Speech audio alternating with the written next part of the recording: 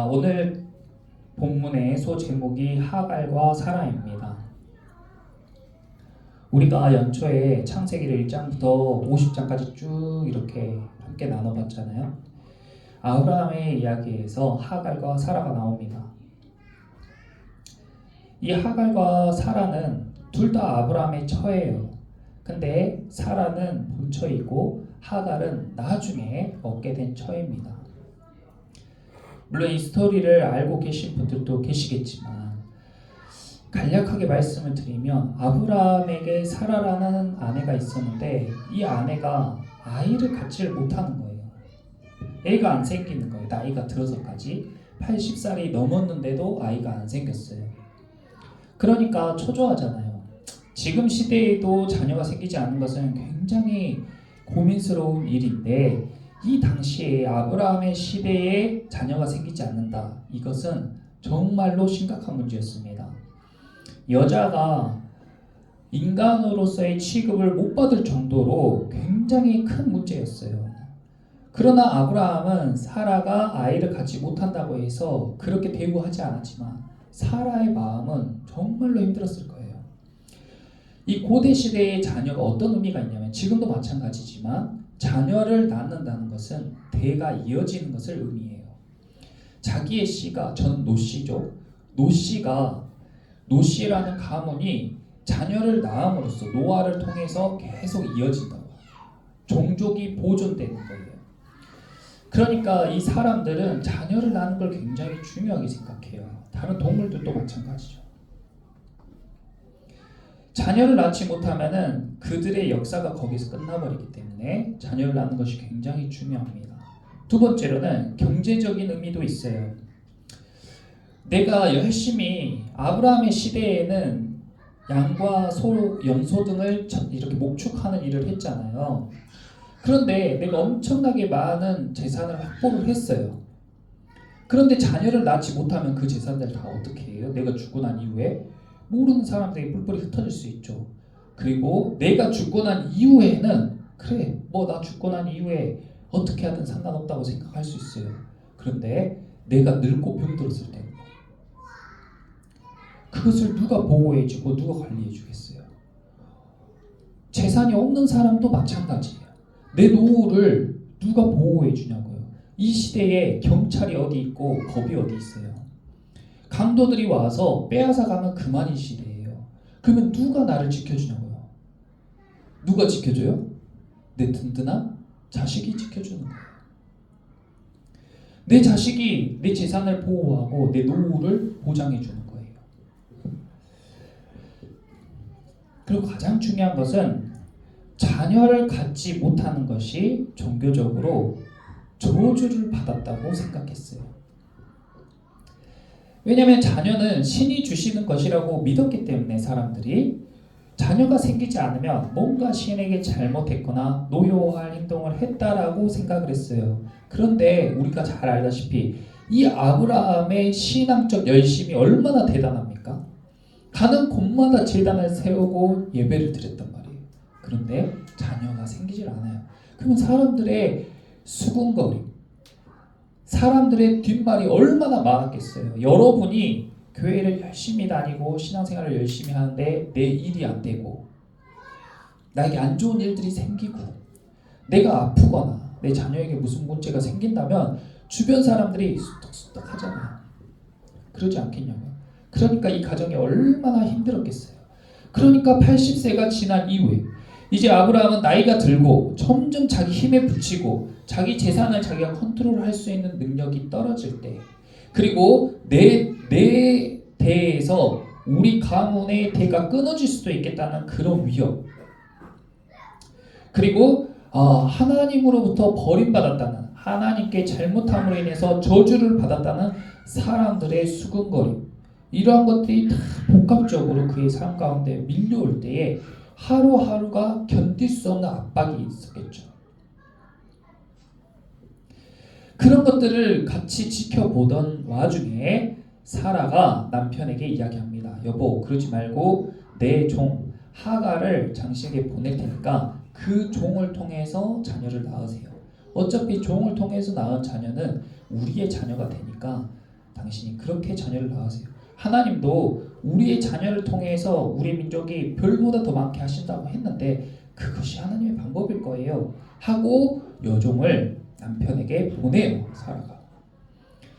그래서 아브라함도 마침 마음에 엄청난 부담이 있었는데 아내가 그렇게 말해주니까 아내가 그렇게 하라는데 문제될 게 없잖아요. 그래서 하갈과 동침해서 자녀를 가졌어요. 그게 이스마엘입니다. 그렇게 80세 중반에 이스마엘을 가져서 너무너무 행복한 시간을 보내요. 10년 이상 그렇게 이스마엘을 키우면서 행복한 시간을 보내는데 그때 성경 기록이 없죠. 그때 성경 기록이 없어요. 하나님께 시선을 놓친 거예요. 그리고 99세에 하나님께서 내가 너에게 자녀를 주겠다고 이야기합니다. 사라는 이미 자녀를 낳을 수 없는 몸 상태예요. 99세에 태가 끊어졌어요. 그런데 하나님이 사라를 통해서 자녀를 주시겠다고 말씀하셨어요. 사라는 그 소리를 듣고 웃었습니다. 아브라함도 어떻게 그런 일이 있을 수 있을까 생각했겠죠. 그런데 정말로 100세에 사라가 이삭을 낳은 거예요. 그래서 아브라함에게는 하갈에게서 낳은 자식 이스마엘과 사라에게서 낳은 자식 이삭이 있는데 오늘 갈라디아서 4장 본문은 바울이 이 이야기를 가지고 24절에 보세요. 이것은 비유니 이랬어요. 그러니까 그것이 꼭 그렇다는 건 아니고 그 상황을 빗대어 봤을 때 우리가 지금 이야기하는 것과 매우 비슷한 상황이라는 거예요. 그 상황을 놓고 비유한다는 겁니다. 어떤 비유예요? 아브라함은 우리는 이제 제3자 입장이니까 쉽죠. 말씀대로 한다면 아브라함은 어떻게 했어야 됐어요? 하갈과 동침하지 않고 기다려야 됐어요. 100살까지. 그렇죠? 이 이스마엘을 낳음으로 해서요. 엄청난 문제들이 계속 생기는데 하갈이 사라를 괴롭혀요. 자녀가 생기니까 사라를 무시한 거예요. 사라가 화가 나서 하갈을 괴롭혀요. 하갈이 참다 못해서 집을 나갔어요. 그러다 나이 낳을 때쯤 다시 들어왔습니다. 그리고 이스마엘을 낳았는데 이스마엘이 또 이삭을 괴롭혀요. 그래서 아브라함이 하갈과 이스마엘을 쫓아냈어요. 그 이스마엘의 후손들이 지금 이슬람교를 믿는 그 사람들이에요. 그래서 계속 대립하는 거예요. 계속 미워하고 계속 싸워요. 이스라엘과 그 중동 사람들이 계속 싸우는 이유가 이 한 아버지를 둔 두 자녀의 비극이 지금도 계속되고 있다고요. 그때 그 선택이. 그러니까 아무리 마음이 급하고 마음이 졸였어도 하갈과 동침하지 말았어야 해요. 우리는 다 알죠. 근데 이것이 간단한 문제가 아니라는 거예요. 우리 삶 가운데 하갈이 많이 있다는 겁니다.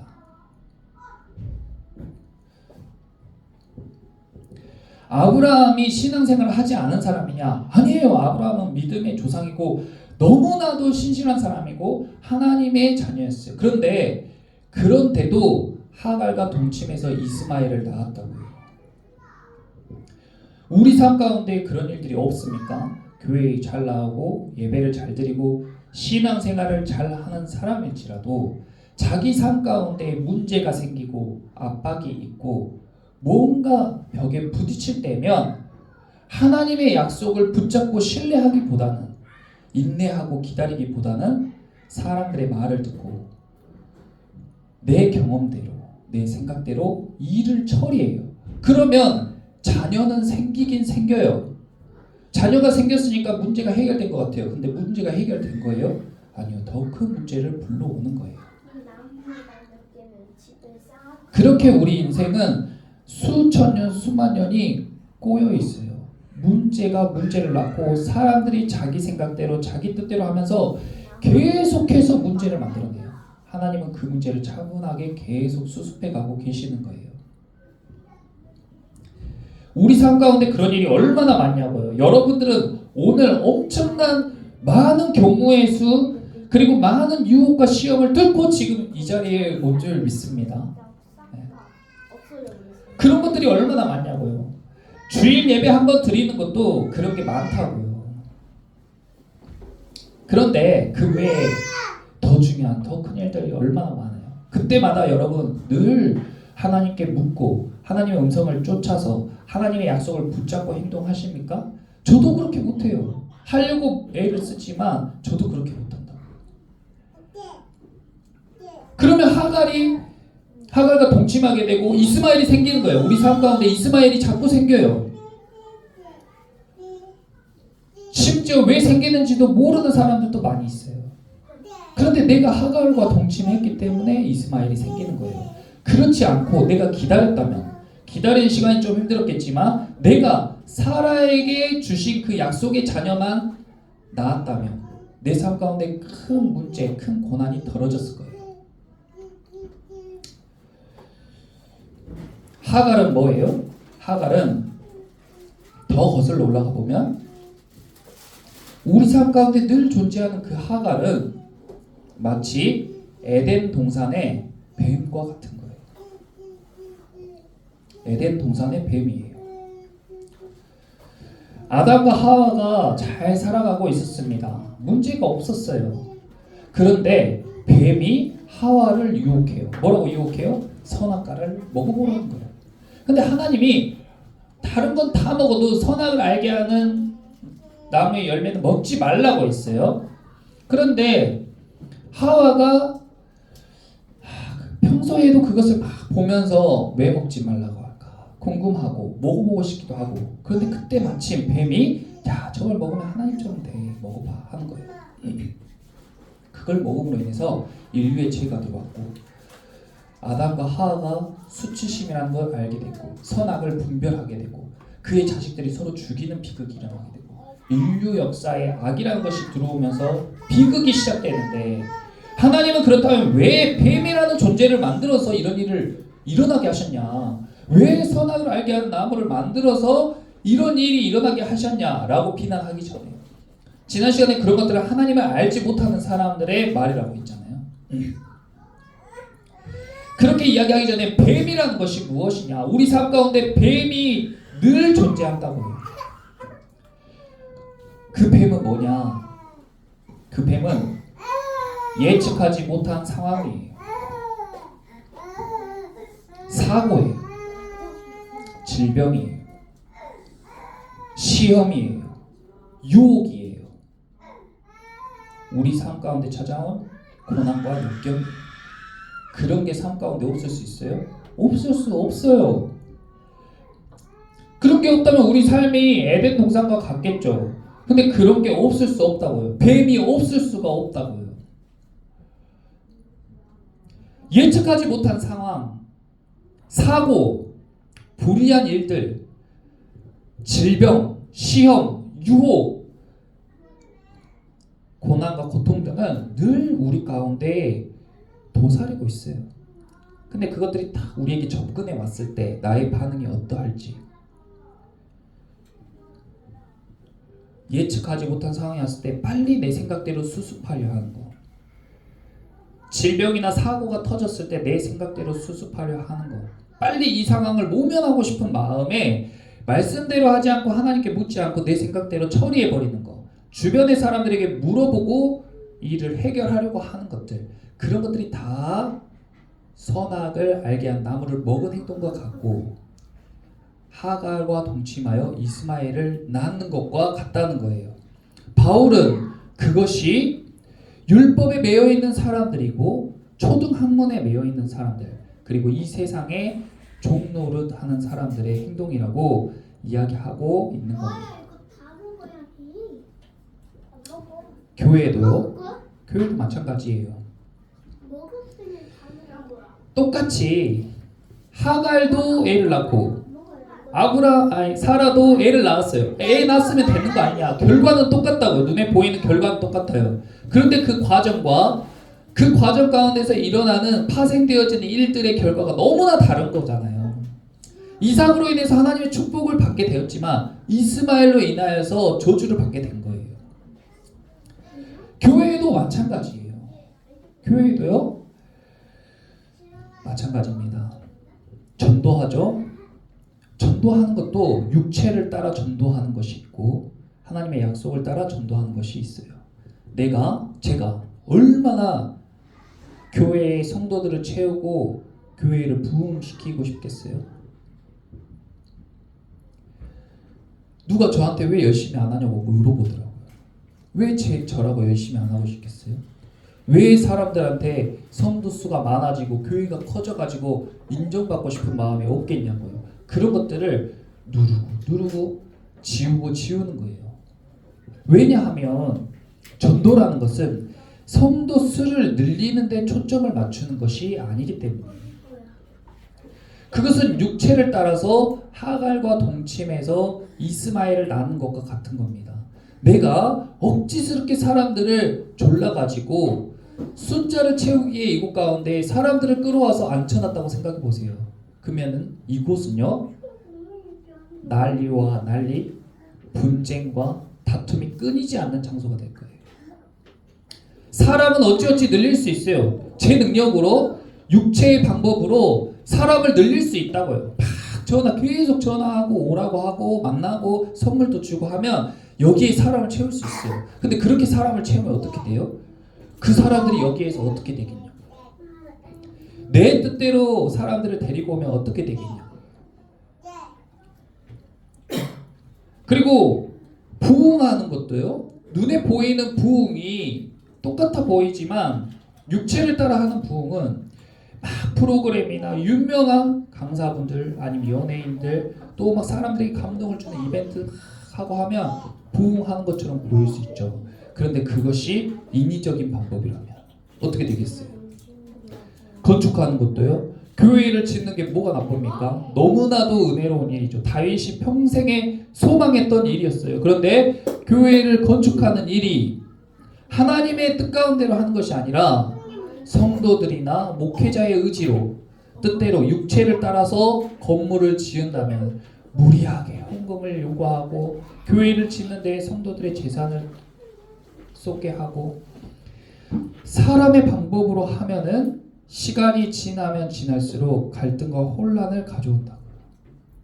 하갈과 이스마엘이 그랬던 것처럼. 왜 교회가 시끄럽고 분쟁이 많아요? 물론 그런 것들이 있을 수 있어요. 근데 시간이 갈수록 그런 것들이 심각해지고 계속해서 반복된다면 점검을 해봐야 되는 거예요. 약속을 따라서 하면 똑같은 결과지만 전도하는 것도요. 숫자보다 한 사람 개인의 영혼에 초점을 맞춰요. 그럼 처음에는 굉장히 더딘 것 같이 보이지만 반드시 하나님의 뜻 안에서 약속에 따라서 필요한 사람들 그리고 이곳 가운데 함께해야 될 사람들을 보내주실 줄 믿습니다. 그것을 위해서 기도하고 그렇게 보내준 영혼들을 우리는 보살피고 돌봐야 되는 거예요. 저 아이들이 얼마나 귀해요. 우리 자녀들이 하나님께서 보내주신 자녀들이라고 생각해요. 억지스럽게 데려오지 않았지만 하나님이 보내주시면 성심성의껏 돌보고 저 아이들에게 집중하고 잘해야 하나님의 마음에 합하게 돌보아야 그래야 또 필요한 영혼들 하나님께서 보내주신다고 생각해요. 그렇게 하는 부흥, 그렇게 성장하는 교회, 그리고 건물을 억지스럽게 지을 필요 없죠. 그런데 성도들이 필요하고 하나님이 그것이 기뻐하신 일이라면 자연스럽게 은혜롭게 그리고 시간이 걸리고 더디더라도 사람들이 보기에 방법이 좀 잘못됐더라도 그런 것에 연연하지 않고 기도함으로 하나님의 음성을 들으면서 한 걸음 한 걸음 가다 보면 나중에 지나고 보면요 그 결과가 훨씬 더 좋았다는 거예요. 지나고 보면 다 그것이 은혜였다는 겁니다.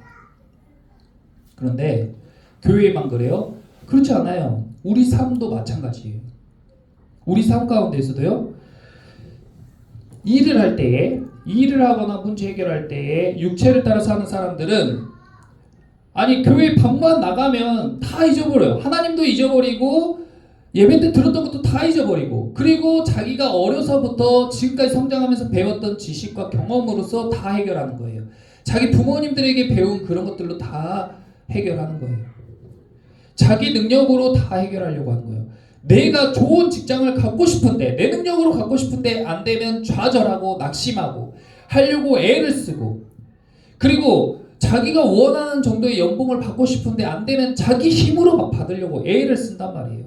그것이 다 하갈과 동침한 것과 같은 거라고요. 안 되면 좌절하고 하나님께 원망하기도 하고 어쩔 때는 하나님께 막 매어 달려 복이다. 그것이 다 자기의 육체의 욕심을 따라서 자기 생각을 따라서 겉 모양은 신실한 것 같지만 그렇지가 않다는 겁니다. 약속을 따라 사는 삶은 어떻게 해요? 문제를 딱 만나면 기도하는 거예요. 기도부터 하는 거예요. 말씀에서 답을 얻고 싶은데 잘 모르면 목회자에게 물어볼 때도 있죠. 목회자와 이야기하다가 좋은 인사이트를 얻을 수 있으니까. 기도하고 말씀도 읽고 찬양도 하고 그리고 무엇보다도 기다리는 거예요. 성급하고 조급하게 결론 내지 않는 거예요. 뭐 당장 선택하지 않으면 큰일 날 것처럼 조바심을 내는 것은 은혜로운 일이 아닙니다. 하나님께서 일하시는 것을 보세요. 얼마나 더디게 일하시는 것 같아요. 그런데 차근차근 좋은 모습으로 계속해서 만들어가고 계신 거예요. 가정도 마찬가지죠. 가정도 육체를 따라 사는 사람들은 자녀들이나 배우자들이랑 갈등이 있을 때 어떻게 해요? 갈등이 있을 때 하나님을 알지 못하는 사람들, 때로 하나님을 놓쳐버린 사람들은 문제가 생길 때 가정 안에서 문제가 생기면 논리적으로 해결하려 하거나 감정적으로 해결하려고 해요. 둘 중에 하나예요. 저는 좀 논리적으로 해결하려는 스타일이에요. 우리 와이프는 감정적으로 좀 해결하는 스타일. 근데 그 둘 다 은혜롭지 못해요. 약속을 따라 사는 사람들은요, 그때도 하나님께 뜻을 묻고 기도하고 그러면 이렇게 해라, 너가 사과해라. 아니면은 와이프가 자녀가 지금 이런 마음이야 하고 그 마음을 공감하게 해주시고 그렇게 하면 은혜롭게 해결되는 거죠.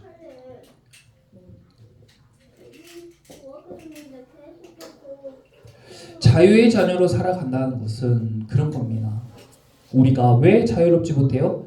육체를 따라 살고 육체에 딱 매여서 사람들의 말에 매여서 상황에 매여서 만약에 예배를 드리는데 성도들이 다 안 와버렸어. 그러면 저는 그때 딱 육체에 매여버리는 거예요.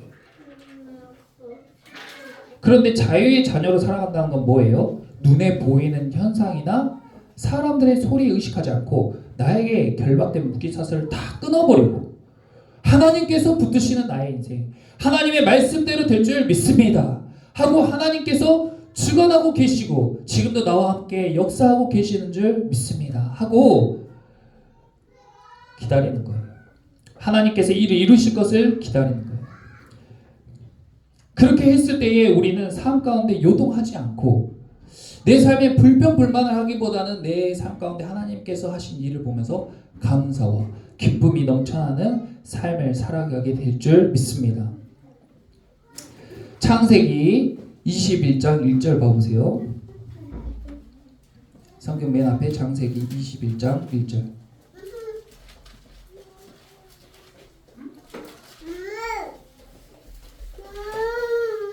드디어 아브라함의 가정에 약속의 자녀가 태어났어요. 사라가 이삭을 다 낳습니다. 21장 1절 같이 한번 읽어볼게요. 시작. 여호와께서 말씀하신 대로 사라를 돌보셨고 여호와께서 말씀하신 대로 사라에게 행하셨으므로. 아멘. 사라가 이삭을 낳게 된 게 기적이죠. 있을 수 없는 일이잖아요. 여자분들은 훨씬 더 잘 알겠죠. 태가 끊어졌다는 거. 내가 더 이상 아이를 낳을 수 없는 몸이 되었다는 거. 여성들이 더 잘 알 거예요. 사라는 오래전에 태가 끊겼어요. 그런데 자기 안에 생명이 꿈틀거리는 것을 느끼고 그것을 약 1년 동안 느끼다가 진짜로 자기 뱃속에서 아이가 태어나게 된 거예요. 엄청난 기적이죠. 엄청난 기적이에요. 우리 삶 가운데에도 이런 기적이 일어나게 될 줄 믿습니다. 그런데 이 기적이 어떻게 일어났는지를 잘 보세요. 우리가 자칫 너무 믿음을 강조하다 보면 믿음을 너무 강조하다 보면 우리 삶 가운데에 행동하는 것이 가볍게 여겨질 때가 있어요. 믿음을 너무 강조하다 보니까. 그래서 야고보 사도는 야고보서에 행함이 없는 믿음은 죽은 믿음이라고 이야기했습니다. 그런데 바울은 계속 행함이 아니라 믿음으로 구원받는다는 것을 계속 강조하는 거예요. 왜 그러냐면 봐보세요. 아브라함이 얼마나 믿음의 사람이냐면 자기가 살던 메소포타미아의 갈대아 우르라는 지역에서 잘 먹고 잘 사는 집안이었어요. 부유한 집안에 부족함 없이 살았어요. 근데 하나님의 말씀을 듣고 자기가 갈 바를 알지도 못하면서 하나님께서 정해주신 가나안 땅이라는 곳으로 자기 친척과 아비와 고향을 떠나서 그곳 가운데 갔단 말이에요. 얼마나 대단한 믿음이에요. 가서 거기에서 무슨 꼴을 당할지 몰라요. 근데 그렇게 하나님 말씀을 순종해서 행하는 믿음으로 갔다고요. 그리고 거기에서 기근을 만나가지고 애굽에 가서 죽을 위기를 넘기고 다시 가나안에 복귀해요. 여러 가지 사연들이 있었어요. 조카 룻을 데리고 갔는데 자기가 부유해졌어요. 애굽에 갔다 오는 길에 하나님의 은혜로 부유하게 됐단 말이에요. 너무 재산이 많으니까 자기 조카와 자기가 같이 살 수 없게 되니까 자기가 조카에게 땅을 양보했어요. 그리고 조카는 좋은 땅으로, 자기는 덜 좋은 땅으로 갔습니다. 거기서 또 예배를 드려요.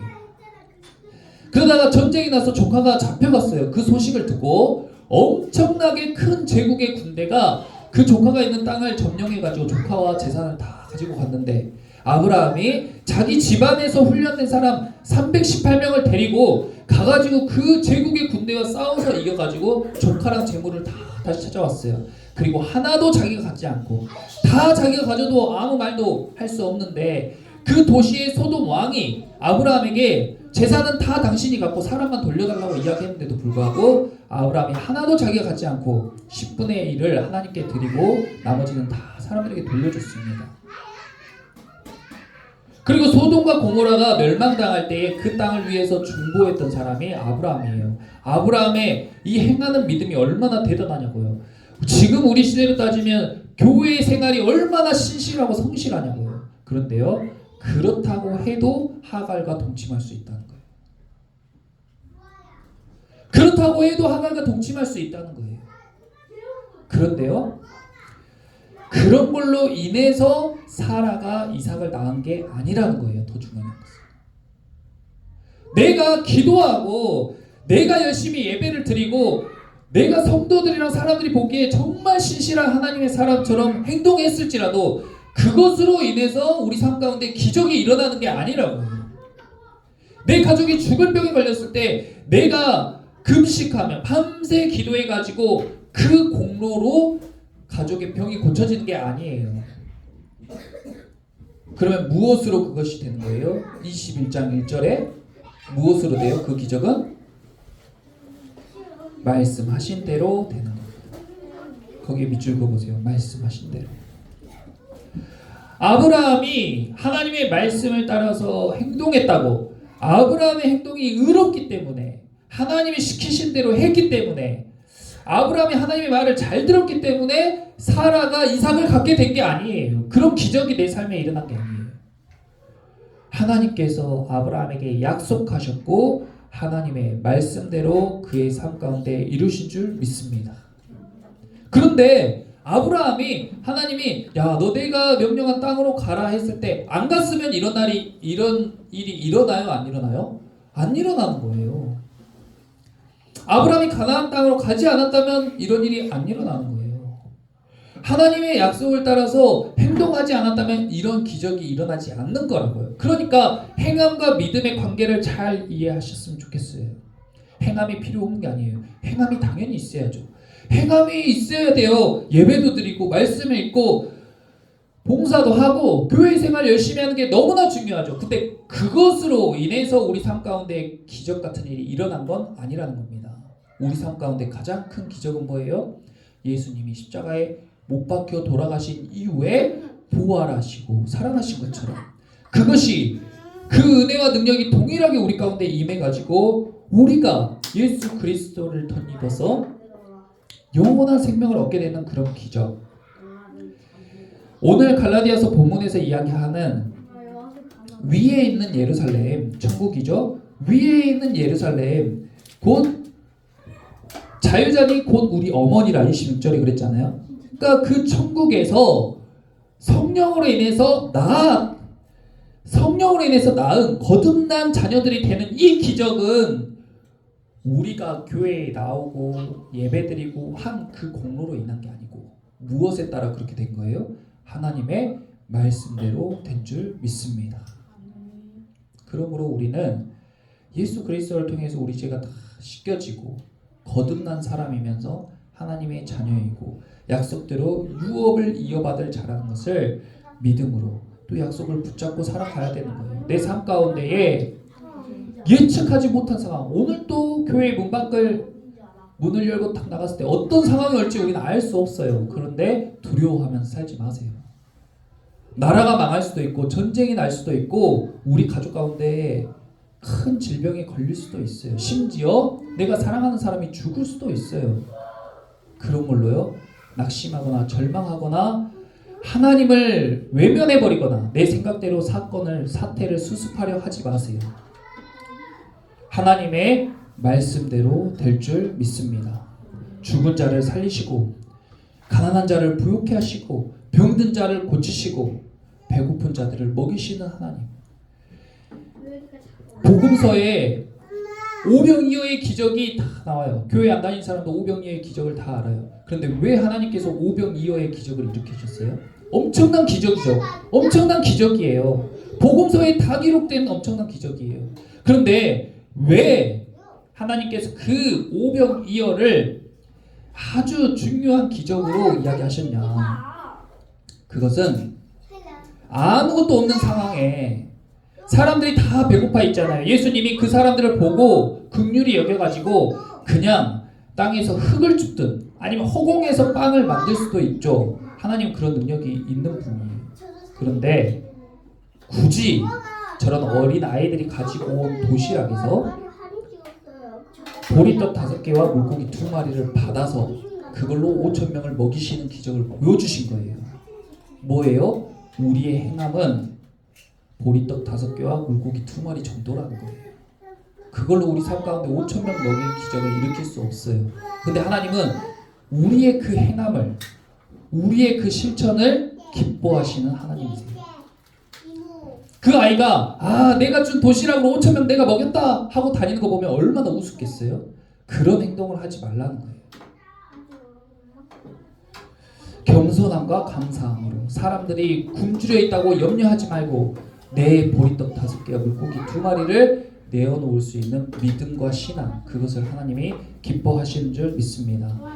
오늘도 우리 삶 가운데 아브라함의 부림과 같은 일들이 너무나 많이 있어요. 언제든지 있어요. 염려하지 말고 두려워하지 마시고 약속을 붙잡고 말씀대로 될 거라는 믿음의 확신을 가지시고 담대하게 세상을 살아가시기를 예수님의 이름으로 축원합니다. 기도하겠습니다.